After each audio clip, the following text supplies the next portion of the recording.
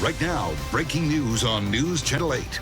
Good evening, I'm Jennifer Lee. And I'm Josh Thomas. Tonight, dozens of passengers have just landed at Tampa International Airport following an Ebola scare on their airplane. The flight was scheduled to arrive here from Charlotte hours ago, but concerns over one passenger's health caused a long delay on the tarmac as everyone on board wondered if just one passenger was infecting them all. News Channel 8's Candace McCowan joins us now live from TIA with the very latest. Candace. Josh, Jen, that flight landing here in the last 25 minutes, several passengers getting off that flight and finally excited to be here on the ground after an extremely long evening. They thought that they were leaving and going to be here around 7:47 this evening until we understand one passenger started to exhibit signs of nausea and chills and then had a temperature. That passenger had to be checked out. Now I'm joined by CJ Johnson. He was on that flight earlier this evening. Now start from the beginning. You were on that flight, and when did you realize that something was wrong? Well, I was one of the first ones to board, and we'd been sitting there a while. Nothing had happened. We hadn't pushed back from the gate. There was no announcement about what was going on. We eventually figured out that someone had gotten sick and had gone to the laboratory.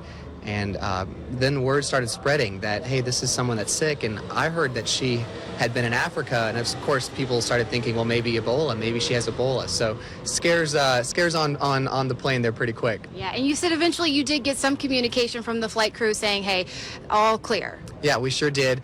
The Department of Health came in and worked with the crew, and they had found out that she had not been overseas in like the last 3 years. And they cleared her. They said she doesn't have Ebola, that she just gotten very ill. And so there was a few tense moments. I think overall, though, most of the passengers really kept their composure and kept their cool. Absolutely. And then they also, they took that woman to the hospital, and then I understand that they asked you guys to get off that plane and onto another one. Yeah, we had been basically quarantined for almost 2 hours on that flight. We didn't get off, we didn't get on. And we had lots of emergency vehicles around us. But yeah, we did get on another flight here to Tampa. We had an unexpected delay in Charlotte tonight, but we finally made it in here a little while ago. Yeah, well, I know it's been a long night for you, so thank you for taking a moment to chat with us here. But again, an Ebola scare on a flight from Charlotte to Tampa this evening. Again, it was just a scare. It was ruled that that patient did not have Ebola, but again, one of many scares that we've had here throughout the United States since this outbreak has begun in West Africa. Of course, we'll continue to follow this story and bring you the latest right here on News Channel 8. Live this evening, Candace McCowan, News Channel 8.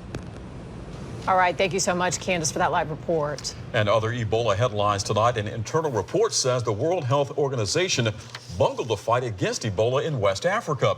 It says an incompetent staff and lack of information bungled the chance to prevent Ebola from spreading last spring.